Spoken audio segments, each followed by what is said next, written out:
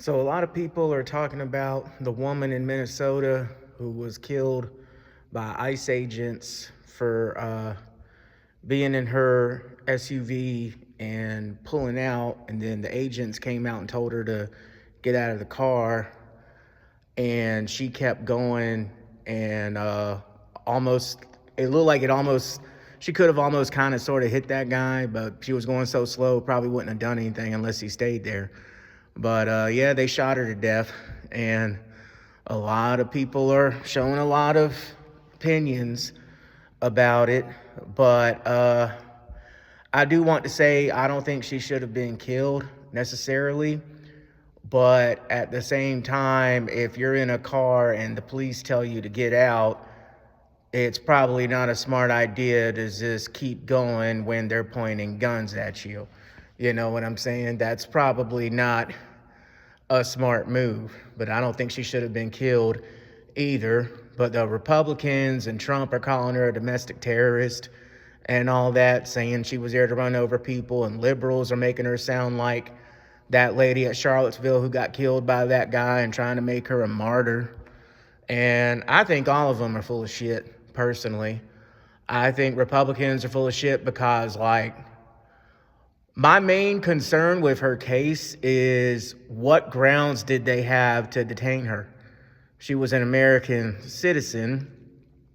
I know Republicans love to come up with excuses of like, oh, well, even if you're an American citizen, if ICE wants to detain you, they can detain you, you need to just shut up and take it. But I'm like, what were they, did they have probable cause to question her? I mean, and if not, then that could cause some challenges legally, because I imagine the family's going to try to sue. And yeah, so I guess they're going to try to say she was blocking traffic and get her on that, but still. So yeah, there's some gray area on that one. And the liberals are hypocritical too, because they're only deifying this woman because she was on their side. And we saw what happened with the Ashley Babbitt case when it came to 1-6, where she was unarmed. A vehicle could be considered a weapon. Let's be real.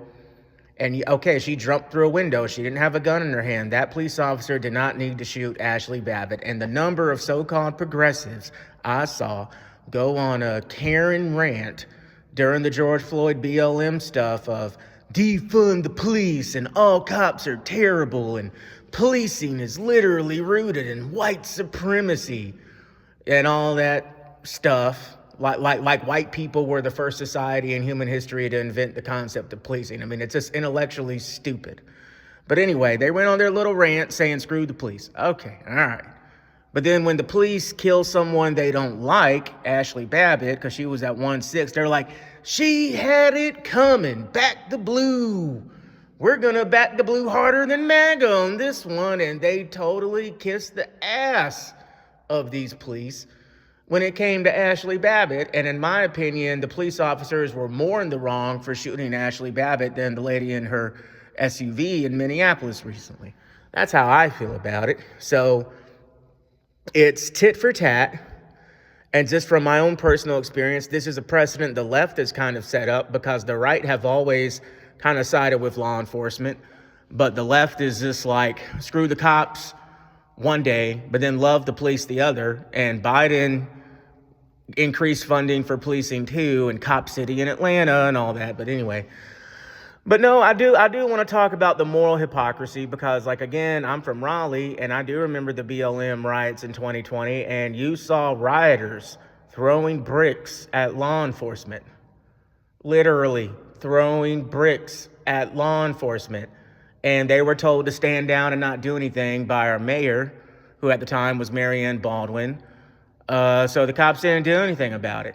And then there was one news story of a man who threw a Molotov cocktail at a cop car. Thankfully, there wasn't an officer inside of it. And but still, to me, if what that lady in Minnesota did is domestic terrorism, then what BLM was doing in Raleigh is also domestic terrorism. Committing acts of violence to get a point across, does that not fit the definition and criteria of domestic terrorism? Look it up, But I'm just making the point, based on what we saw in Minneapolis or Minnesota, if they were throwing bricks at ICE agents and stuff, they all would have got shot, I guess, by that precedent, and then you would have just saw mass riots, and it wouldn't have been good. But come on, I'm just making the point, you can't do that kind of stuff to law enforcement and expect them to just sit on their hands, you know? But yeah, at the same time, I mean, it's just a tricky situation because ICE, they're not real law enforcement. They're not trained as much as some of these other people. I mean, they think they are, but I think it's sad she died, and because I've heard stories of people getting shot or getting threatened with being shot for simply getting out of their car during a stop, and but at the same time, there's just a lot of, I'm not taking these liberals seriously. They're only mad because someone on their side got killed. If it had been a Proud Boy who got shot, if it had been an incel who got shot, if it had been Andrew Tate or Jordan Peterson or one of them 1-6 people or Klansmen or who, the far right wing extremists, or even J.K. Rowling, they love to hate on her. If it had been them who got shot unjustified, by the police, do you really think they would be complaining about it? I don't think so. I don't think so. So I'm not taking this outrage seriously. I can walk and chew gum at the same time when I say that they didn't need to shoot her, but she shouldn't have been trying to drive into them either, and she should have just got out, But, so yeah, it seems like everybody's messing up, and,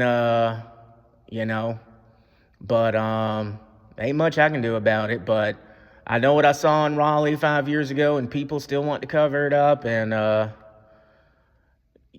saying wrong is only wrong when one side does it isn't right. So, yeah, anyway, that's my little take on the situation. I don't know if the family's going to try to sue or whatever.